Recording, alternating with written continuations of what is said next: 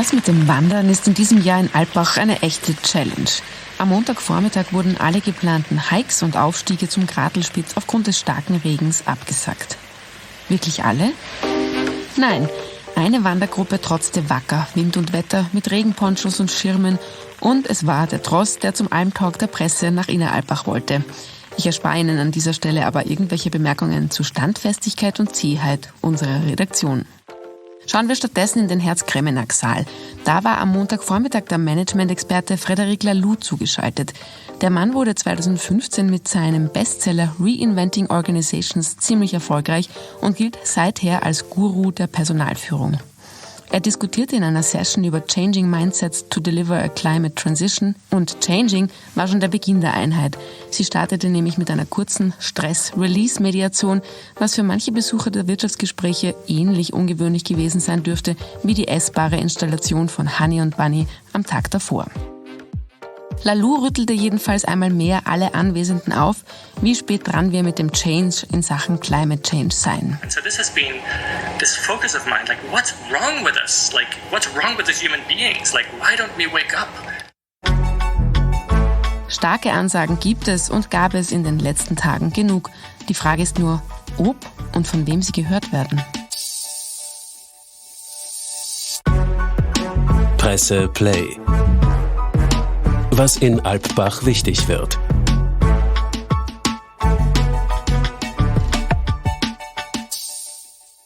Tag 8. In der Folge zu Tag 7 haben wir ja von den vielen Empfängen berichtet, die jetzt wieder in Alpbach steigen. Dazu 3 Anmerkungen. Erstens, aufgrund der Covid-Maßnahmen darf auch zu den Partys nur, wer einen negativen PCR-Test vorweisen kann. Ausnahmen gibt's nicht. Das stößt allerdings manchen ziemlich sauer auf. Wir raten, nicht ärgern, gurgeln. Zweitens zeigt sich nach 18 Monaten Pandemie, dass wir alle den lockeren Umgang beim Begrüßen ein wenig verlernt haben. Es gibt Menschen, die ihrem Gegenüber noch immer am liebsten den Ellbogen entgegenstrecken oder sogar nur vornehm nicken. Sehr groß ist die Gruppe der Faustgrüße, die sind auch in unserem Podcast-Team stark vertreten. Doch hier in Alpbach werden auch wieder vermehrt Hände geschüttelt und sogar, oh hallo, Umarmungen ausgeteilt. Und in dieser Gemengelage kommt es da bisweilen zu grotesken Begrüßungs-Verwirrungsposen. Drittens. Alpbach galt seit jeher als Ort, an dem sich die Wichtigen und Mächtigen treffen. Und wichtig waren lange Zeit vor allem die Männer. Das Forum will den Frauenanteil unter Stipendiaten, Teilnehmern und im Präsidium zwar deutlich steigern, aber immer gelingt ihm das nicht, was bisweilen an den Partnern liegt. Seit Sonntagabend fällt auf, dass es Veranstalter gibt, die zu kleineren und größeren Events laden, bei denen mehr als 90% ältere weiße Männer zu Gast sind. Das Gute ist, es fällt den meisten wenigstens mittendrin auf.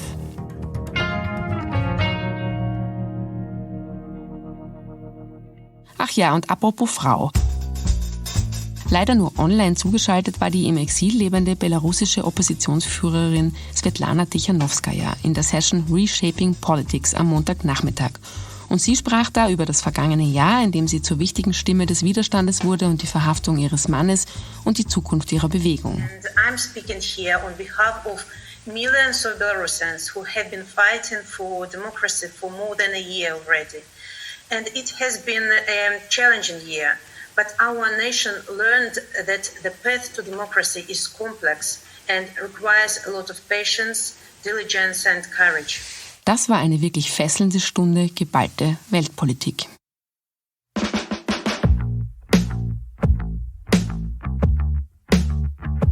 Noch ein paar Worte zum eingangs erwähnten Wanderpech oder Glück, je nachdem, wie man es nimmt. ÖVP Agrar- und Tourismusministerin Elisabeth Köstinger und EU-Kapitalmarktkommissarin Mairead McGuiness waren Montagvormittag ebenfalls zum Wandern verabredet. Ihren Aufstieg zur Zotteralm, wo sie dann mit jungen Teilnehmern des Forums diskutiert haben, haben sie in der Früh doch lieber mit dem Shuttlebus zurückgelegt. Aber zu Mittag dann wollte McGuinness trotz des Regens unbedingt selbst zu Fuß zurück ins Dorf gehen. Gleich nach ihrer Ankunft im Böglerhof habe ich die beiden Politikerinnen zum kurzen Gespräch getroffen. Mairead McGuiness ist erst seit dem Herbst EU-Kommissarin für Finanzen. Ihr thematisches Steckenpferd ist aber eigentlich ein anderes, nämlich die Landwirtschaft. Und gelernt hat sie auch im Journalismus. Zuerst hat sie beim Irish Independent angefangen und später wurde sie mit einer Farming-Show im irischen öffentlich-rechtlichen Sender RTE bekannt. Danach stieg sie in die Politik, war lange Europaabgeordnete und 2011 hätte sie beinahe für das Amt der irischen Präsidentin kandidiert. Sie ist heute, teils gemeinsam mit Elisabeth Köstinger, unser Gast des Tages. Thank you very much for both of you for your time. First of all, I wanted to ask you, how does an expert on agricultural economics and former farming TV star feel in an Alpine village like that with this weather? I feel very much at home, both from the point of view of the warmth of the hospitality that we've just enjoyed up in the mountains, for the scenery here, which is amazing, as I said, for the good food, but also the fact that we're able to meet my former, now Minister Köstinger, who was a good colleague in the European Parliament on the Agriculture Committee, and the rain, falls in Ireland occasionally, so and in Belgium, in Brussels. So I suppose it is good to be here and to have that sense of being at home. The Minister, Ellie, and I had a really good chat on the way down about things that we care about, family, politics, all sorts of things. So, that was a really nice part of today. There's a topic that both of you are concerned about. There's, on the one hand, there was critique just in May on the plan of your Ministry of Agriculture on the new proposals on common agricultural politics, because some people say they would not achieve the ecological, social and economic goals of the European Green Deal. So how do you react on this criticism, and did you discuss that too? Well, look, I think because we both have roots in our rural communities, we understand very well, and farmers today understand that they need to be part of the change. But I have always said the way to make and help people change is encouragement rather than attack. As for reform of the agriculture policy, this is a very complicated area, but it is being reorientated towards achieving those goals around sustainability. And honestly, many of our farmers, and even as I walked down I could see this, are addressing sustainability already on the ground. Our researchers across Europe have also given guidance to farmers to become more sustainable, and we all have to change. Of course, there are some who say you don't go far enough, but isn't that politics generally, that some want us to go further, others want no change, and we have to find a middle way. And I think with reform of agriculture policy, we shouldn't underestimate the difficulties farmers might face if there's extra bureaucracy, if they lose some payments because of the way the payment system is reorientated, and we need to listen to those concerns. What do you say to? I think the criticism was not really coming from the side of the farmers.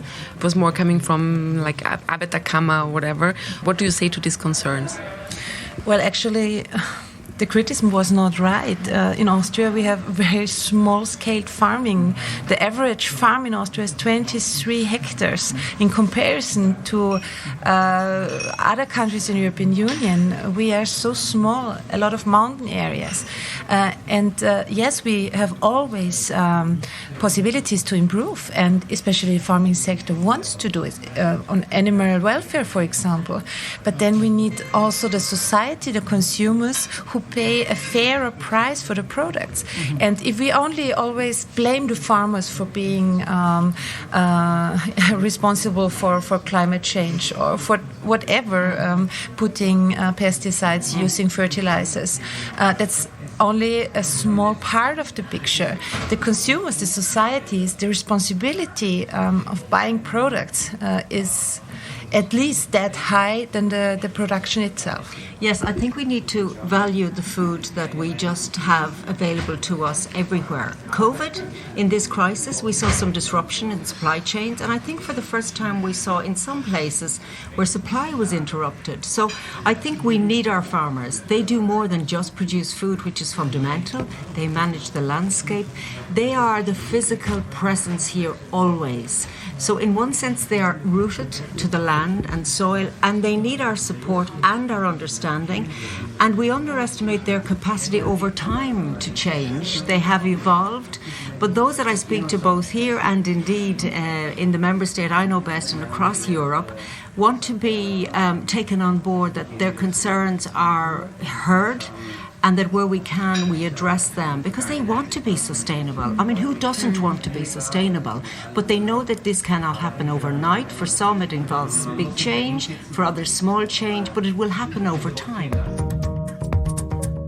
An dieser Stelle haben wir eine kurze Pause gemacht bei unserem Interview im Salon des Büglerhof, denn Ministerin Köstinger musste zum nächsten Termin weiter. Aber Irlands EU-Kommissarin McGuinness, sichtlich gut gelaunt vom Regenwalk, wollte gerne weiterreden, unter anderem über Finanzbildung, ein Thema, um das es auch beim Forum sehr viel ging. In Alpbach ließ sie damit aufhorchen, dass es wichtig sei, Menschen dazu zu motivieren, in Aktien zu investieren, anstatt das Geld auf dem Sparbuch liegen zu lassen. Here in Alpbach, we talk a lot about the great European transformation, also when it comes to economy, of course. What does Europe and the EU especially have to do here at first? Okay, well, we call this the European Green Deal. So it is really our growth strategy, our future orientation, and it is about making our economy and our society more sustainable. And then when you pick that apart, you realise that everyone and every sector must change, whether it's energy, whether it's land use, whether it's how we heat our houses, how we construct, how we live. And some see this as a challenge and others as an opportunity. And I see it as absolutely compulsory. And we know, because of climate change, and the latest reports on climate are very alarming, that if we continue on the path we're on today, the outcome will be really bad. So I've been questioned about how much all this transformation will cost. And in return, I say, yes, if you look at it, it will cost a lot. But you must balance that with the enormous costs of us doing nothing or staying as we are. So what I am here in Alpbach to talk about is how we will reorientate the capital markets to invest in a sustainable future, how we must encourage all of us to get on and to get involved in this transformation. And one way we can do that is more education around financial issues. So financial literacy is absolutely vital, because lots of people may not realise that sometimes their money is invested in many products, but they need to know now that those investments are sustainable and not damaging. And we're giving them the tools, both the investment industry and the companies, as to how they can manage and identify sustainability. Actually, about financial literacy, I also wanted to ask you, but my question is, how do people learn the use of money? How do you want to do it? Okay, well, I always say we need to talk about money, because money is fundamental. Every moment of every day, there's some transaction involved. Sometimes we don't know it's happening in our bank accounts. So we therefore need to talk about money at an early age, in schools, at every level, in colleges and in the adult world, because the whole financial system is changing, and changing quite dramatically.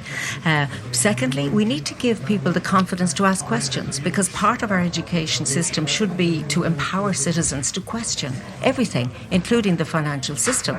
So if you go in for a mortgage to buy a house and you're offered a product and you're not sure of the interest rate or the term or what it will mean, you should be able and empowered to ask the question. Does it need something like a driving license for finance, for your finance life? What we're doing is, with the OECD, working on a framework, literally like what you're suggesting in a way, so that we first identify what are the key ingredients that make up financial literacy. How do we know and measure them? And how do we address those sectors of society and some vulnerable groups, and women in particular, who are not into the frame as much as they should be? So we've a lot of work done already on this, and part of the discussion here is to how we mobilise that at member state level. Now, I fully respect that education is the competence of the member states. So here in Austria, that's for Austria. But I get a great sense that across the member states there is a realisation that actually financial literacy is like about your health, your well-being. It's about your being able to communicate language-wise. So it's literacy in the financial area. And I made the point that sometimes those who are not financially literate, or indeed those who don't have great literacy skills, are very, almost embarrassed. They feel that they're not engaged and that they therefore don't ask questions. And I want that to change. Because if we don't change that across society, we will not be able to have good public debates about the economy, about finance, about the Green Deal, and all of these big pictures. I think you mentioned also the question how people should invest their money. And I ask myself if it isn't a bit arrogant to ask people who can only save a little of their money to invest in more shares instead of the good old savings book. Well, I think we are not saying what people should do, but we want to make sure that they understand they have choices.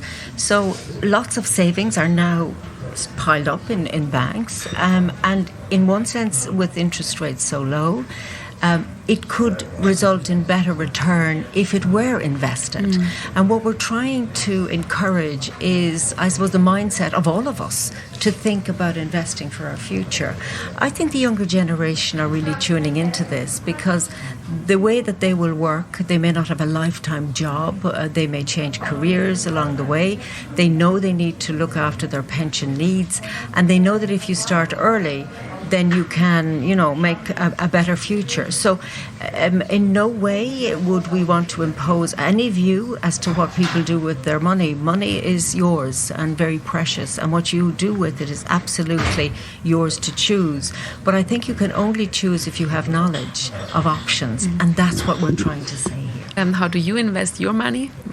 Because I'm the commissioner in this role, of course, I made commitments to the Parliament that I would not have shares because, I have a very strict mandate here. But I have 4 children. I encourage them to save and invest. And I encourage them to know that if you spend everything today, there is no tomorrow. So I think I come from, from my own background where you had to earn your keep, you had to make your money stretch. And wherever you did that, you always kept some back for saving, but you would invest some as well for the future. So maybe if I wasn't in this role, I would be much freer to talk about investments. But out of respect for the position I have, I hold my counsel and give no guidance. But do you have saving books by your own? Of course, yeah. I think this is, if you come from a farming background, they say you make hay for the rainy days. So you store more in the barn in the good days. So when the rain comes and doesn't stop, you have something to fall back on. And even you can invest and have immediate access to some of your investments. So there are different products out there offered on the marketplace which give people choices. And again, this for me is fundamental, that we each have a choice because we have knowledge. I think also the financial system is very engaged in wanting to have a more informed client, investor, whatever you call it, customer. It makes their job easier, but it also makes us wealthier in the long term. And I think wealth and sustainability have to go hand in hand. You can become wealthy by investing in very unsustainable short term, but you also can invest unwisely and end up with stranded assets. And my last comment, when I say about the changes that are made in all of the sectors, I'm talking also about the financial sector. This sector is really at risk from climate change and biodiversity loss. So it also has to take these issues into account. And it's interesting that more and more we hear members of the banking community, the investment community, doing courses around sustainability, not around just return on investment or share prices, but a more holistic approach to the sustainable landscape. Last question. One of the trend topics when it comes to investing are Bitcoins. What is your take on Bitcoins? Is that a clever investment? I don't have enough time to talk about this world which exists, but all I will say here is that we are working within the Commission to ensure that there is appropriate regulation. We need to listen to the younger generation who are already investing in this area, and we need to make sure that they are aware of the risks and the opportunities where they exist. So it is an area where we are watching very closely. Thank you very much. And thank you very much. Was heute in Alpbach wichtig wird. Die Wirtschaftsgespräche gehen jetzt langsam in die Politikgespräche über. In diesen Tagen gibt es besonders viele Alpbach-Salons. Das sind kleinere Veranstaltungen mit maximal 30 geladenen Gästen.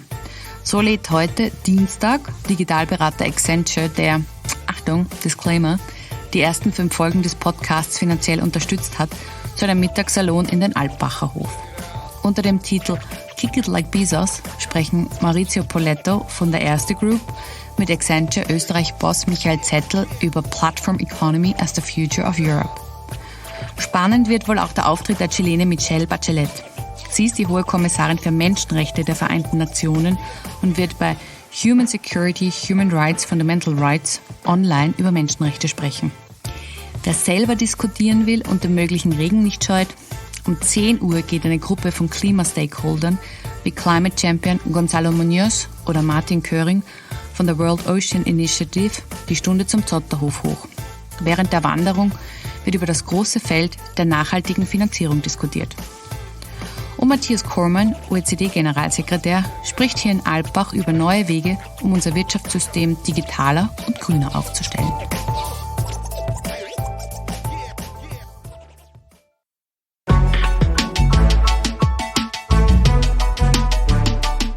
Das war schon Tag 8 unseres Kongresstagebuchs zum Hören.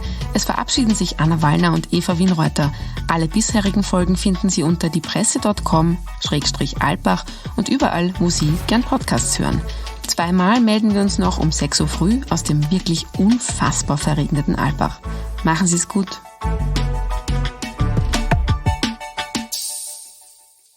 Wenn Sie noch mehr von der Presse haben wollen, dann besorgen Sie sich ein Abo unserer Zeitung, gedruckt oder digital Premium. Alle Informationen dazu und einen Bestelllink gibt es unter diepresse.com/Abo.